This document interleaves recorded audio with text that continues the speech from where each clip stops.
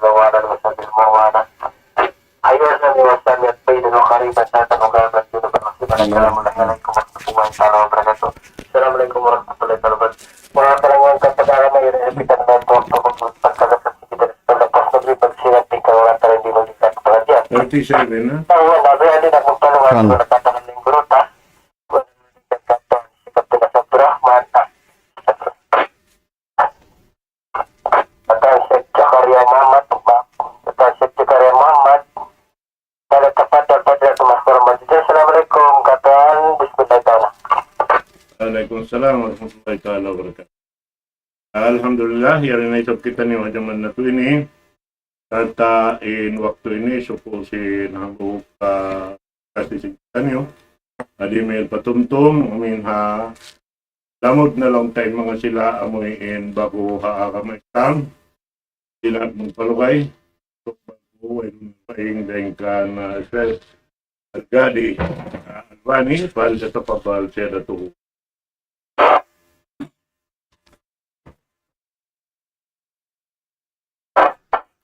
Alhamdulillah, Sheikh Zakaria Muhammad.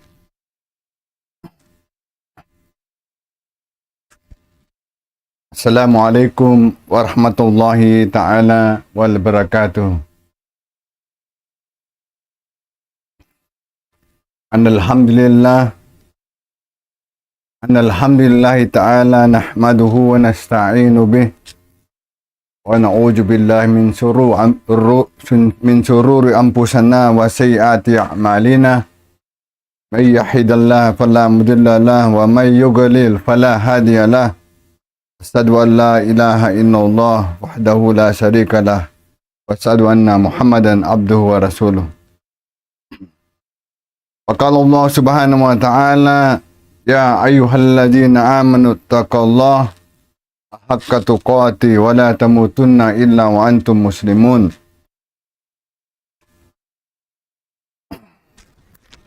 وقال الله سبحانه وتعالى أيضا يا أيها الناس اتقوا ربكم الذي خلقكم من نفس واحدة وخلق منها زوجها وبث منهما رجالا كثيرا ونساء واتقوا الله الذي تساءلون به وارحم إن الله عليكم رقيبا. So, alhamdulillah, ang subject natin ngayon ay patungkol pa rin kay Jesus alayhi salam at ang Allah subhanahu wa ta'ala, kung saan alamin natin kung sino ba talaga ang Allah subhanahu wa ta'ala. Sino ba talaga ang sinasamba ng mga 25 na propeta ang pinadala sa buong katahuan. Alhamdulillah. So, alhamdulillah rabbil alamin. Ang mga Christian magsabi, there is only one way to heaven. It should be through the way of Jesus Christ. But Jesus said, I of my own self cannot do anything. Yan ay makikita natin sa John chapter 5 verse 30. So, sa mga karamihan na mababasa din sa Biblia, si Jesus ay nagtapat sa ating lahat para dahilan walang pagsisihan sa huling araw, dahilan tayo mga kapatid mabubuhay ng isang beses lamang. At another life kung tayo ay maabutan ng kamatayan at doon na tayo magsisisi. At napasabi pa, sila mga Kristiyano, malaking pagsisi nila dahilan subhanallah ang katotohanan. Initakwil sila ni Propeta Jesus alayhi salam dahilan hindi siya nagsabi kahit kanino man na susumbahin siya at bilang Panginoong Diyos. Pero ang sinasabi niya sa mga Biblia na siya ay pinadala lamang bilang propeta at alipin ng Diyos. Subhanallah.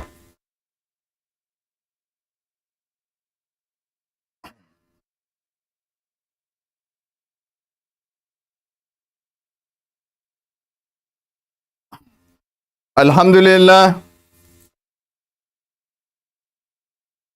si Jesus ay isang tao na minamahal at ginagalang ng bilyong-bilyong tao sa buong mundo. Subalit, mayroong malaking kalituan na kapag nakalibot tungkol sa Kanya, ang mga Muslim at Kristiyano ay kapwa mataas ang pagkakilala nila kay Jesus. Ngunit ang pagkaiba ang kanilang pananaw tungkol sa Kanya, kay Jesus alayhi salam. Si Jesus bilang Panginoon, ang mga Kristiyano ay umangkin na si Jesus ay Panginoon o bahagi ng tatlong persona ng Panginoon, which is tinatawag na Trinity. Ang Panginoon ay nagkatawang tao, datapuat, ayon sa Biblia. Si Jesus ay ipinanganak, kumakain, natulog, nalalangin, at merong limitadong kaalaman. Ang mga katangian ng Panginoon ay perpekto. Samantalang ang sa tao ay hindi. Papaano sila maging iisa kung magkasalungat ang kanilang mga katangian? Subhanallah, ang Islam ay nagtuturo na ang Panginoon ay perpekto. Ang maniwala na ang Panginoon ay naging tao ay isang pag-amin na minsan ang Panginoon ay naging hindi perpekto. Maaring tanuin natin ang mga Kristiyano.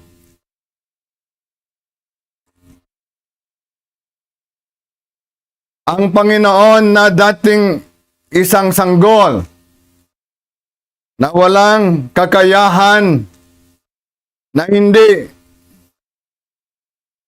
mabubuhay na walang pagkain,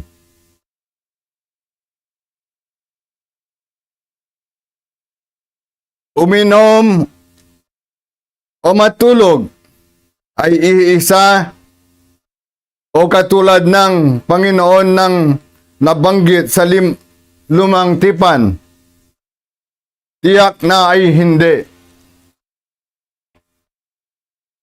Sasabihin ng iba, kung ang Panginoon ay magkapangyarihan, kaya rin niya na maging tao. Subhanallah. Ang Panginoon ay hindi gagawa o gawaing hindi magka-Diyos o anumang gawain na hindi nararapat o hindi angkop para sa Panginoon. Kaya, kapag ang Panginoon ay naging tao at nagkaroon siya ng katangian ng tao, ay nangahulugan na hindi na siya Panginoon. Yan ay katotohanan. May mga hindi malinaw na sa bersikulo ng Biblia na paniniwalaan ang mga Kristiyano na si Jesus ay may katangian na kabanalan. Ngunit, kung titignan ang maigi ang mga malinaw na bersikulo ng Biblia, ay ating makikita na si Jesus ay hindi humigit sa isang katanging-tanging tao lamang. Ang Biblia ay naglaman ng mga bersikulo na si Jesus ay nagsasabi at kumikilos na siya at ang Panginoon na hindi isa. Na silang dalawa ay magkakaiba. Subhanallah. Si Jesus ay nagpapatirapa at nananalangin. According to Matthew verse 26, verse 39. Sa Matthew chapter 26, verse 39. Kung siya ay Panginoon, ang Panginoon ba ay nagpapatirapa at manalangin? At kanino naman siya nanalangin? Si Jesus tinawag sa Biblia bilang isang propeta. Matthew chapter 21 verse 10 to 11.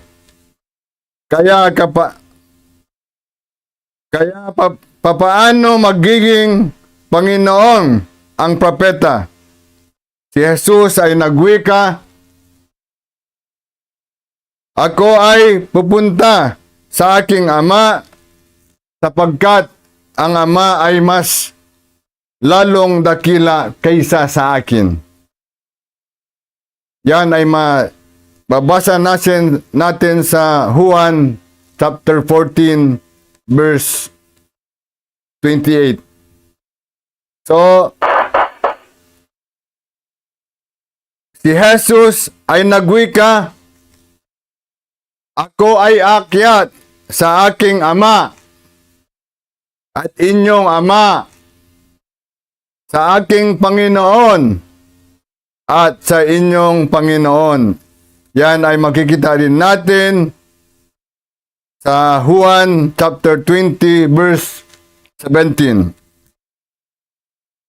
Kung si Jesus ang Diyos, bakit niya hindi sinabi sa aking Diyos at sa inyong Diyos? Kung si Jesus ay Panginoon, dapat sinabi niya sa mga tao na sasambahin siya at dapat may bersikulo sa Biblia tungkol sa bagay na ito. Sa halip, kabaliktaran ang ating nababasa. At walang kabuluhan ang pagsamba, iniukol nila sa akin. Yan ay mababasa natin din sa Matthew chapter 15 verse 9. So sa paniwala din na si Jesus alayhisalam ay anak ng Diyos.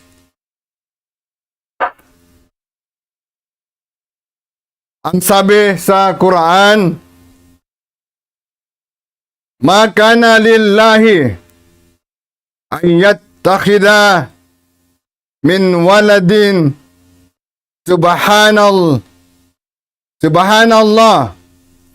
idza kada amran fa innama aqulu lahu kun fayakun. Yan ay mababasa natin sa Quran chapter 19 verse 35. At hindi ang ibig sabihin at hindi maaari para kay Allah, para sa Allah subhanahu wa ta'ala, at hindi angkop sa Kanya kadakilaan na siya ay magkaroon ng anak, kaluwalhatian at kadilisayan sa Kanya. Subhanallah. Sinasabi ng ibang Kristiyano na si Jesus ay anak ng Diyos. Ano ba talaga ang kahulugan nito? Katotohanan na ng Allah subhanahu wa ta'ala hindi magkakaroon ng literal na anak. Ang anak ng tao ay tinatawag na bata. Ang anak ng pusa ay tinatawag na kuting. Ano naman ang tawag sa anak ng Diyos? Ang salitang anak ng Diyos ay isang patalinghaga. Ito ay ginagamit sa Biblia at tumutukoy sa mga taong matuwid. Ito ay ginagamit para sa mga propeta tulad ni David, Solomon, at Israel, si Jacob. At iyong sasabihin kay Firaun, ganito ang sabi ng Panginoon, ang Israel ay aking anak, aking panganay. Makikita natin sa Exodus chapter 4 verse 22.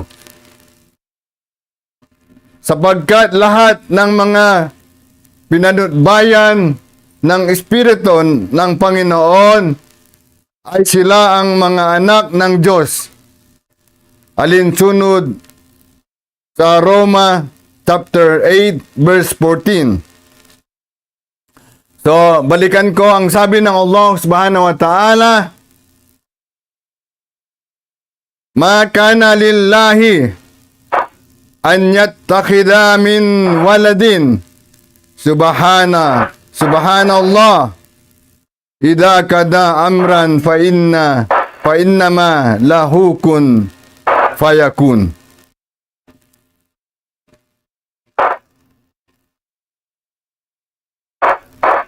So alhamdulillah,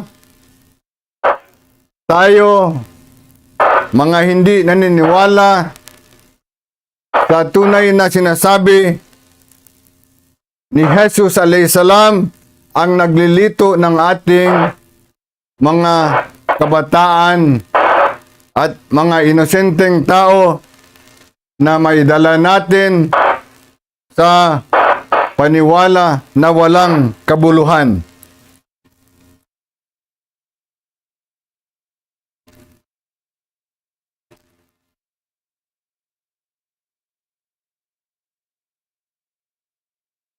Meron din mga tawag kay Jesus na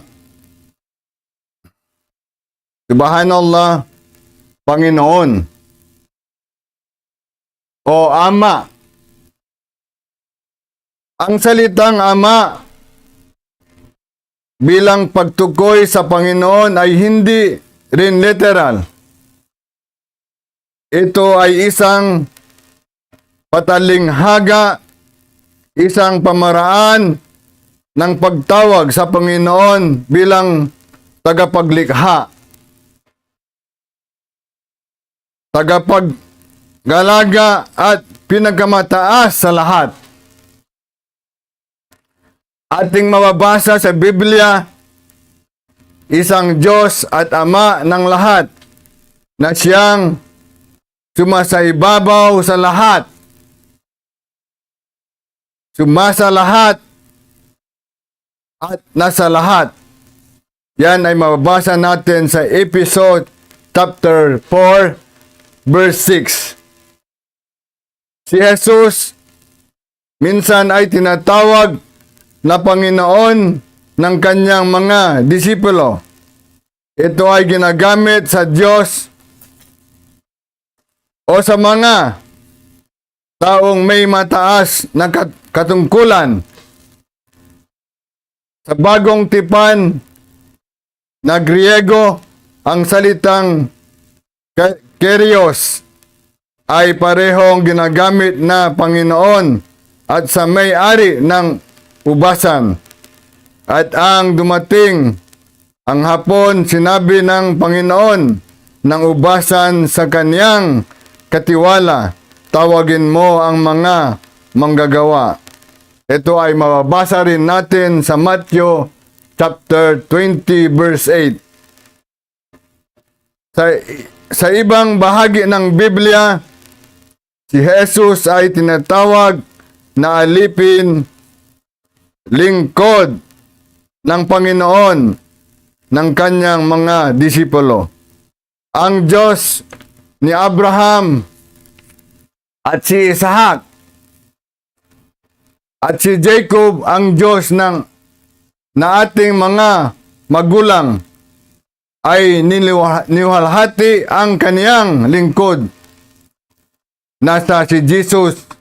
Yan ay mababasa natin sa mga Gawa chapter 3 verse 13. Maraming paliwanag ang ginagawa tungkol sa masalimuot na usapin na may kinalaman sa katayuan ng Panginoon at ni Jesus, na nagdudulot ng kalituhan at hindi nagbibigay kasiyahan sa mga tao. Subalit may isang malaking kaisipan bakit kailangan ng Panginoon na gawin itong mahirap maunawaan alin ang tama, ang masalimuot na katuruang ito, ang simple, malinaw at dalisay na turo ng Islam tungkol sa Panginoon. So alhamdulillah, si Jesus na matulad masasabi natin bilang propeta.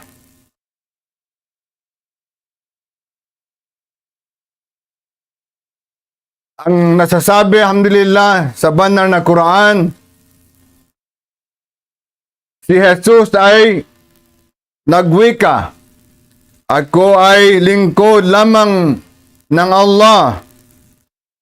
Ibinigay niya sa akin ang aklat at hinihirang ako bilang isang propeta. Yan ang makikita natin sa Quran chapter 19 verse 30. Qala inni Abdullah sa Quran.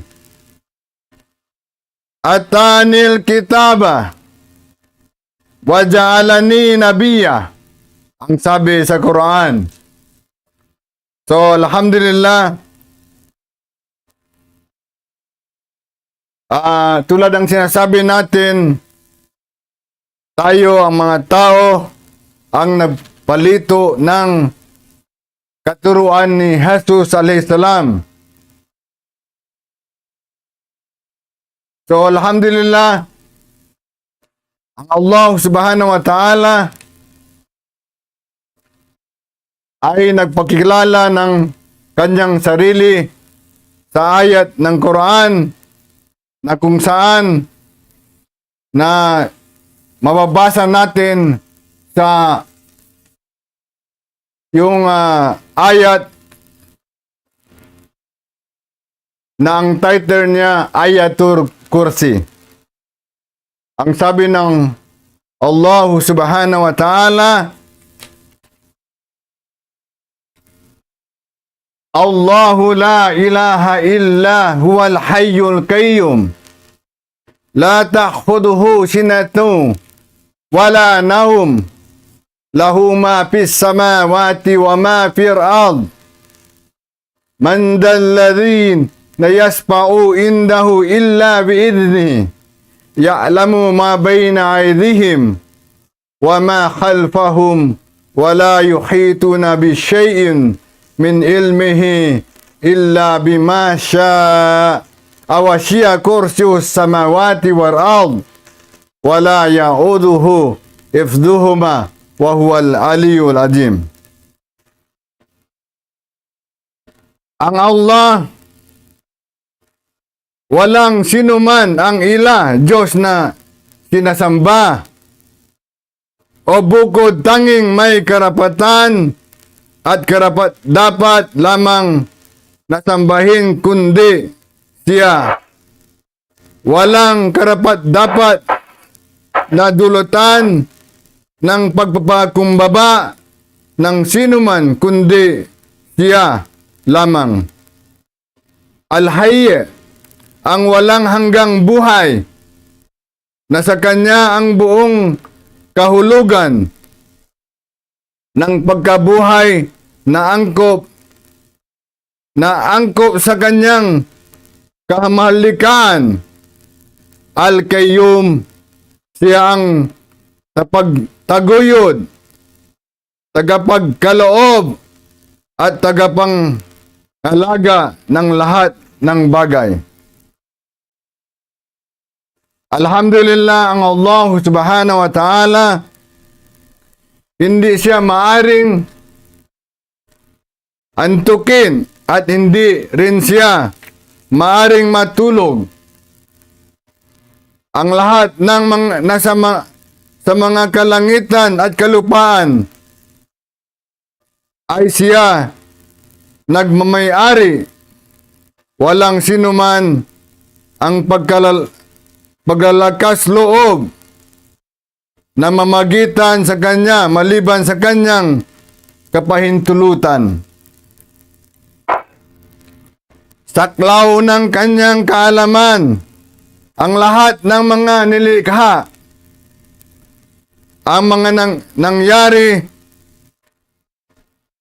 saka ang nangyayari, at pati na rin ang mga mangyayari pa lamang batid niya. Ang lahat ng bagay sa kanyang mga nilikha, ang mangyayari sa inaharap nila at sa kung ano ang mga pangyayari ng nakalipas. Subhanallah.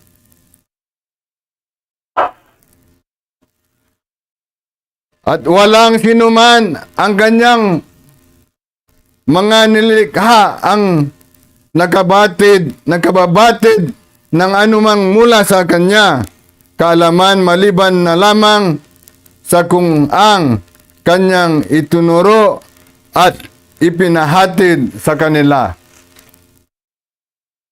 Sakop ng kanyang kursi ang mga kalangitan at ang buong kalupaan, na ang kursi ay lalagyan ng kanyang dalawang paa at walang sinumang nakakaalam kung ano ang mga katangian ito bukod sa kanya. At kalangitan at kalupaan at siya ay al-ale, ang katastasan, al-ala, ang katastasan sa kanyang sarili at sa kanyang mga katangian, na siya ay nasa ibabaw ng lahat ng kanyang mga nilikha. At al-azim, nasa kanya ang kabuuan ng lahat ng pinakadakilang katangian at pagiging ganap at buong katastasan. So, alhamdulillah, sa banal na Quran ay alhamdulillah intak yan, dahilan ang Allah subhanahu wa ta'ala ay nagsasabi sa banal na Quran, kami ay walang pag-alinlangan aming ibinaba ang mensahe, kasulatan, yung kapahayagan, ang Quran, at aming babantayan ito mula sa mga katiwalian. Yan ay makita natin sa chapter 15, verse 9. Ang sabi ng Allah subhanahu wa ta'ala, salitang Arabic, Inna nahnu nazzalna dikra wa innahu lahafidun. Alhamdulillah. Kaya, alhamdulillah mga kapatid, ang Allah is the creator of the universe and all that exists. Allah is the only true God. Allah subhanahu wa ta'ala has power over everything and He could do anything. Allah is not a trinity of three persons as claimed by the Christian, because that is the invention of created by the creation of what is this? Saint Paul. Allah has no son and no daughter. Tayo lahat ay ang children of Allah. Allah doesn't need anyone, but everyone needs Him. Allah knows, hears, and sees everything. Allah is the Lord of lords and King of kings. Allah is the God of Jesus, Moses, Abraham, and Muhammad sallallahu alaihi wasallam, and all the prophets before Muhammad sallallahu alaihi wasallam. Allah subhanahu wa ta'ala, Allah is the master of the day of judgment. Sa araw ng paghukom, ang Allah subhanahu wa ta'ala ay may kapangyarihan na maghukom sa atin lahat, alinsunod sa mga ginagawa natin nung nandito tayo sa mundo. So, ang pinaka malaking kasalanan na iugnay natin sa Allah subhanahu wa ta'ala ay ang tinatawag na shirk sa Islam. Ang sabi ng Allah subhanahu wa ta'ala, Inna Allah la yagfiru an yusraka bihi wa yagfiru ma duna zalika liman yasha. Katotohanan, hindi papatawarin ng Allah ang sinumang magbigay katambal sa pagsamba sa Kanya, ngunit Kanyang patatawarin ang anumang na Kanyang naisin. Mababasa natin sa Suratul Nisa chapter 4 verse 48. Alhamdulillahi Rabbil Alamin, Ar-Rahmanir Rahim. Ang lahat ng papuri ay sa Allah lamang, ang Panginoon ng mga daigdig, ang magpapala, ang mahabagin. Jalikum Allah, Rabbakum, la ilaha illa huwa. Yan ang Allah, ang inyong Panginoon, na walang Diyos kundi Siya lamang. Rabbul Masrikain, wa Rabbul Maghribain. Siya ang Panginoon ng dalawang silangan at ang Panginoon ng dalawang kanluran. At ang sabi, makikita natin na si Matthew, no? Sa chapter 4, verse 10, sambahin ang Panginoon, ang inyong Diyos, at Siya lang ang inyong paglingkuran at pagsilbihan. So, alhamdulillah, Rabbil Alamin, magpasalamat tayo sa Allah subhanahu wa ta'ala na binigyan tayo ng oras na kung saan may abot natin ang mensahe ng katotohanan, dahilan, alhamdulillah, ang Allah subhanahu wa ta'ala ay nagpapadala ng alhamdulillah ang Quran hanggang sa ngayong panahon na umabot na tayo ng 14 centuries na kalipas na walang isang salita o tudok lamang na ibago sa Quran. Hindi katulad ng mga iba. Alam natin sa Kristiyano, sa Hudyo at sa mga ibang paniwala na ang kanilang mga Diyos ay galing sa kanilang kagustuhan. Silang nag-appoint ng kanilang Diyos alinsunod sa kagustuhan nila. So alhamdulillah, subhanallah, alhamdulillah, wa qala rabbukum ud'uni astajib lakum, rabbana ighfir lana junubana wa li ikhwanina alladhina sabaquna bil iman wa la taj'al fi qulubina ghillan lil ladzina amanu rabbana innaka ra'ufur rahim. Rabbana afrigh alaina sabran wa thabbit ahdamana wansuna 'alal qaumil kafirin wansuna 'alal qaumil munafiqin wansuna 'alal qaumil zalimin wansuna 'alal qaumil muqtadi, the one that while practicing the bid'ah in a way that they claim to be the teachings of Allah subhanahu wa ta'ala found in the Quran and the Sunnah of Rasulullah sallallahu alaihi wasallam. But the truth, they are inventing everything, dancing in the masjid, singing all over in the street. They love only Prophet Muhammad sallallahu alaihi wasallam in 1 year, in 1 day only, subhanallah. While alhamdulillah, a true Muslim should inshallah follow the teachings of the Quran, because only 2 things which was left by Prophet Muhammad sallallahu alaihi wasallam was the death is coming to his life. Then he said, don't forget to hold with the 2 things that if you hold on, you can never be going astray. That is the Quran and the Sunnah of our Prophet Muhammad sallallahu alaihi wasallam.